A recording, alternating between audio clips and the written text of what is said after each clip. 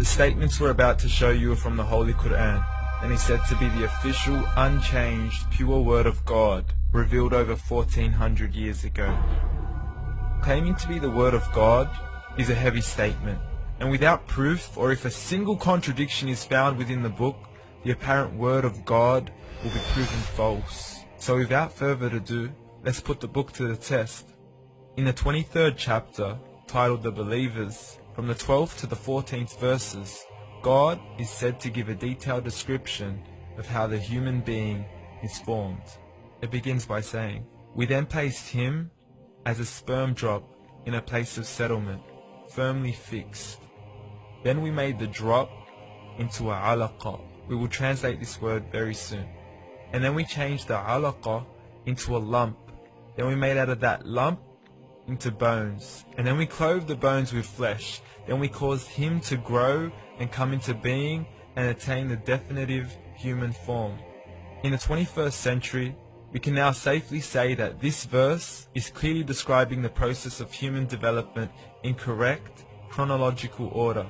However, what we should be paying attention to in particular is the second stage, referring to the development of the embryo. The specific word used to describe the embryo in this verse is the word alaqa. The word alaqa, when translated into English, can mean three separate things. Firstly, a blood clot, or to be suspended, that is to be hanging or clinging to something, or thirdly and finally, a leech. Now, all three definitions don't come anywhere near what we perceive to be the human embryo. So, why are these words used, and what significance do they share with the human embryo? Can the embryo be described as a blood clot? Well, what do you think? In the 3rd week of embryonic development, a tubular heart joins with the blood vessels to form a primordial cardiovascular system, and by the end of the 3rd week, the blood is circulating and the heart begins to beat on day 21. The first thing that comes to mind in regards to being suspended or hanging is the umbilical cord. But we can't use that example because we are simply referring to step 2, before the baby has even formed. But we now know today that the umbilical cord is formed from the connecting stalk.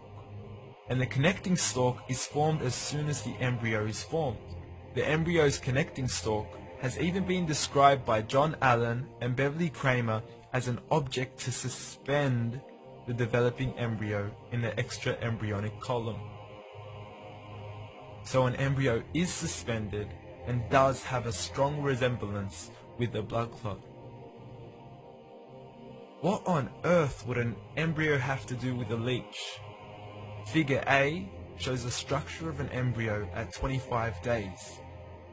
Figure B shows a leech.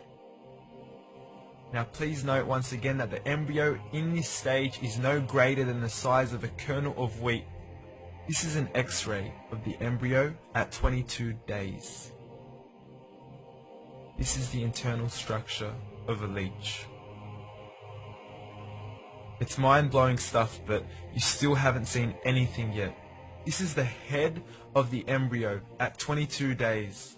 The detail you are seeing right now is absolutely impossible to be seen with the human eye and can only be seen with a microscope. This is the back end of a leech. There's no other words used to describe this other than mind-blowing. The pictures we have shown you are impossible to be seen with the human eye or even to be predicted by the human mind. Once again, the verses we have shown you were revealed over 1400 years ago to a man who couldn't read nor write. Are these the words of God? Descriptions of the human embryo in the Quran cannot be based on scientific knowledge in the 7th century.